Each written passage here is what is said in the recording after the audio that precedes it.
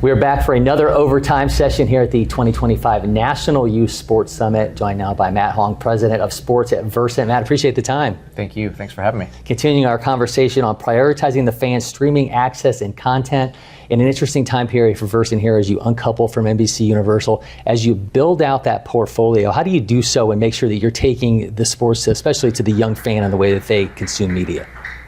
Yeah, so we'll do that by balancing what we do from a live perspective on our television networks with what we do in between the live games or matches that we present. And so really the platforms that we'll do for that, for the non-live shoulder programming or short snippets, which are more geared to the younger audience, are social platforms. So whether it's Golf Channel Digital, the website and the app, or the various social platforms for Golf Channel, or we were talking about WNBA, building out robust social handles for our WNBA coverage.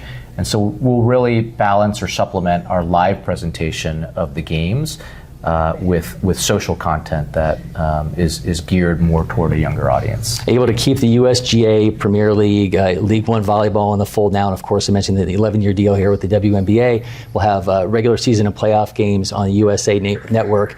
Certainly a star-driven league, a league that everyone believes is on the rise. How do you see the youth component of that and being able to provide this sport to them in a way that this thing's only going to get even bigger? Yeah, I mean, we're super excited about our WNBA package, which starts in 2026. So an 11-year deal that we just announced, 48 regular season games, and then playoffs every year, and then 3 of the 11 years we'll have the WNBA finals. And so how we'll present that on a week-by-week basis is we'll have Wednesday night doubleheaders.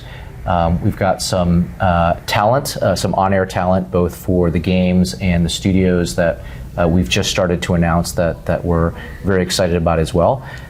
So we're really excited to be on the WNBA train, so to speak, a league that has very much been up and to the right to date. But part of why we're so excited about it is because we feel like there's still a lot of room to grow. So we've got some established, some sports where they've been popular for decades. The WNBA, I think, has really come into its own in the last decade with some incredible growth numbers, and so we're excited to be partnering with them at this period of time because I think there's still a lot of headway for growth with that league, and we'll balance the live game presentation that we talked about with the doubleheaders on Wednesday. We'll have another day of the week. In addition to Wednesday, we'll have a single game. But part of how we'll build that franchise is all of the hours in between the live games, and so that's what we'll leave for storytelling. That's where we'll leave for working with the league and with the athletes on continuing to amplify the stories and the personas. It is a star-driven league, and we want to tell and amplify the stories of those stars. Certainly, sports rights and media and streaming is such a deep waters at this point. So many different options. How do you build a portfolio that you feels helped to kind of build a brand that can stand on its own when there's so many different options out there? Yeah, I mean, our strategy is to balance leagues that we.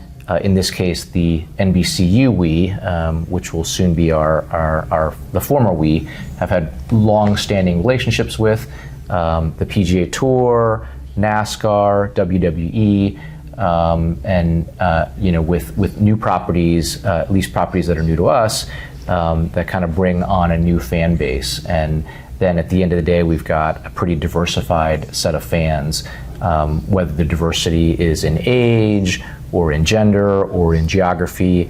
We've got some college properties that we already have, like A10. We have another college property, knock on wood, that we're excited about, that we hopefully will have to announce here in the next few weeks. But it's really a diversity of properties from a demo and an age perspective. That's part of our long-term strategy. I'd have you knock on that, but I don't really think that's real wood. Yeah. All right, well, Matt, thank you so much. I appreciate it. Thanks so much for the time. Keep it right here. We'll have so much more coming from the 2025 National Youth Sports Summit.